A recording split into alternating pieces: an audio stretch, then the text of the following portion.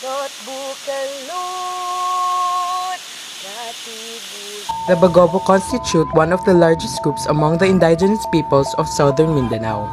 They are composed of three subgroups, namely the Tagabawa, the Klata, or Giyangan, and the Ubo.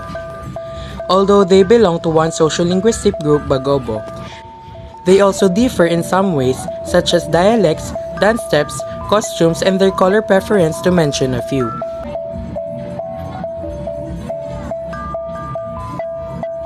This is our documentary about Bagobo tribe. In this documentary, we gathered about their culture. Today, we'll learn about their origins and where they came from. I'm Miss Dangwa And I'm Mr. Dalupino, and we'll be guiding you towards our culture and tradition.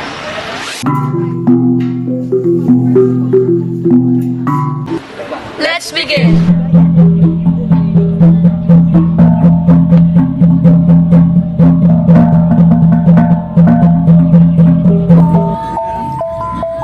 The Uvo Bagobo is a subgroup of the Manubo tribe who inhabits the areas of Sarangani, Agusan del Sur, Davao provinces, Bukidnon, and North and South Cotabato.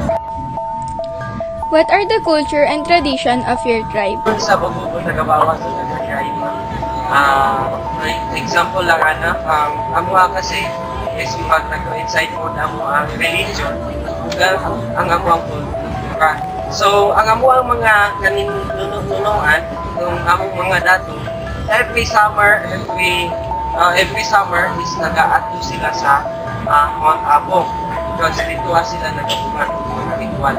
Sila yung mga ritual, magdala sila o puti nga manok dito para maghala dito then sila yung ginagawa. Kasi ang amuang ang tribo kasi naman is nag-kuhan po ni about sa nature. So ang nature naman is ginapat po naman ang sandawak. Ang sandawak mo lang ginatawag ang daghan po sa mga babae. What is the native language of the ethnicity you are part of? Tagabawa dialect, tinatranslate na ito in Bisaya, Tagalog, or English. Natuwa ang mga Bagobo Tagabawa.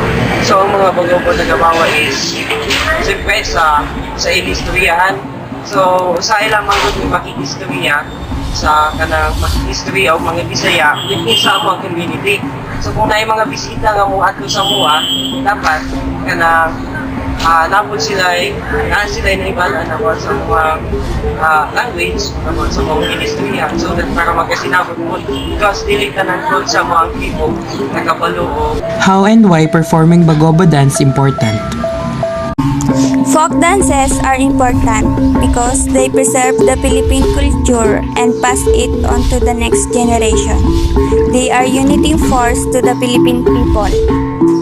Where is the origin of your ethnicity? As the Bagobo originated from a nomadic tribe, They travel from one place to another by hacking their way through the virgin forest. What skill does Bagobo tribe do so uniquely?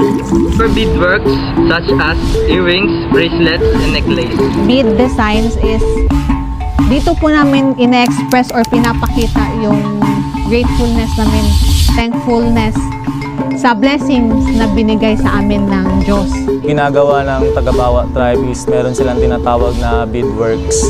Accessories yun siya na kung saan gumagawa sila ng bracelets, necklace, and anklets, and etc.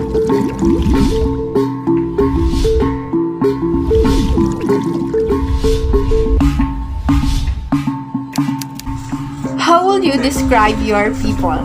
We are family-oriented, Courageous and religious. I am proud of being Tagabawa because, again, as I said, they are family-oriented and they are very friendly.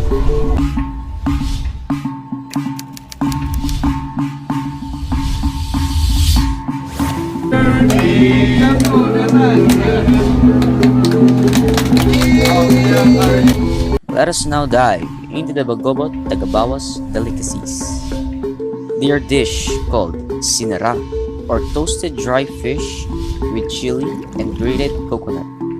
After toasting, they use the mortar and pestle to pound it into a powder. Guys, ito na yung sinara. So, natapos na siya. Next is their tasty vegetable broth called rinapas, which has corn, beans, eggplant, and seal leaves. Hintayin muna natin yung chicken na magkulay brown lang.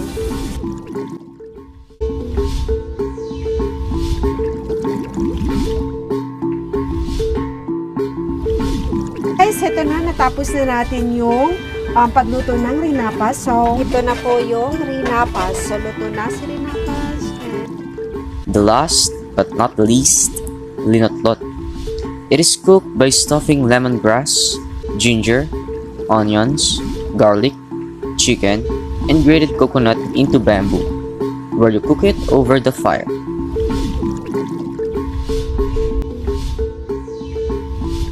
There you go. So, luto na yung nilotot natin. Just like us, members of the Bagobo tribe suffer from various illnesses such as a fever, diarrhea, cough, and skin diseases, but unfortunately for them, they don't have any pharmacy to buy medicine. That's why they use these plants to cure their ailments. Piper or Lunas Bagong Tapol, commonly used for diarrhea and coughs. Lunas Taguli, it is a remedy for all ailments, toothache, arthritis, diarrhea, fatigue, and etc. Limeberry or Lunas Kahoy, used for treating canker, tonsillitis, and toothache. Kisol, used for treating headaches, colds, fever, and toothache. Cinnamon or Kaningag, used for treating hypertension, diarrhea, ulcer, weakness, and fatigue.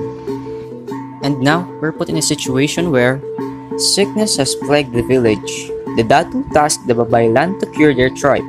He gave the Babaylan 10 strong men. The Babaylan needs 4 men to gather more plants to make a cure. In how many ways can the Babaylan group 4 of the 10 men to procure some plants? We'll use the combination formula n factorial over the quantity of n minus r factorial times r factorial. Our n is 10, while our r is 4. Let's substitute. 10 factorial over the quantity of 10 minus 4 factorial times 4 factorial is equal to 10 factorial over 4 factorial. Let's factor the 10 out. 10 times 9 times 8 times 7 times 6 factorial.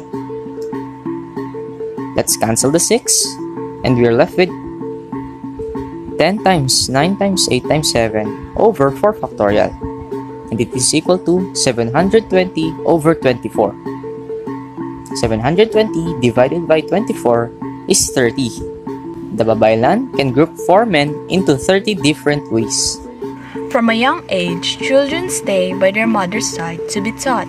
Young girls are taught household chores and agricultural tasks reserved for females, while boys assist their fathers in the fields. The Bagobos are male-dominant. Men and women are assigned with distinct social roles. When preparing for marriage, women have a little choice in choosing their future husbands, while females may express resistance to the initial marital suggestion.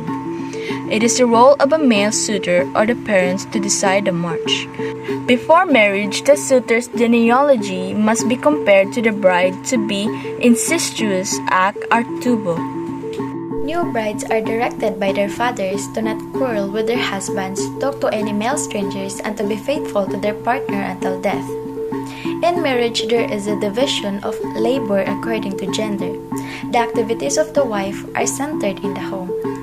House cleaning, cooking, raising children, making clothes, and waving baskets and mats. Men works in the fields, hunt, and fish. A few men who can afford and take additional wives to demonstrate their sexual prowess, gain political influence, or even to forbid the first wife who must approve beforehand, in any case with assistance in her work. Now that you know a little more about the Bagobo, Did you know that they wouldn't be like that today if not for their ancestors fighting bravely from Spanish colonists, protecting their land, family, and home? It takes an endless amount of history to make even a little tradition.